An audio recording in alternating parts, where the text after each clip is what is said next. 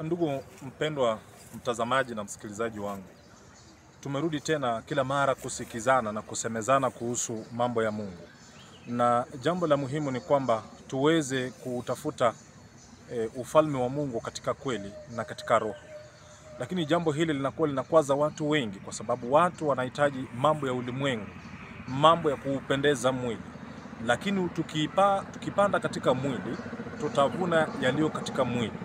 Lakini tukivuna katika roho, tutavuna katika roho. Kwa hivyo ndugu wapendwa, hebu fikiria kwamba itakufaidi nini kupata mambo yote ya ulimwengu huu na umkose Mungu ambaye kama ungemtafuta kwa kweli na katika roho, ungeenda mbali zaidi na lingekuwa ni jambo la busara katika maisha yako na hata maisha ya wengine, maana ungewasaidia kufika katika ufalme wa Mungu ama kujua kweli iliyoko katika neno la Mungu. Katika neno la Mungu katika Mathayo 6:33 neno linasema tutafute kwanza ufalme wa Mungu na haya mengine tutaongezewa kwa ziada.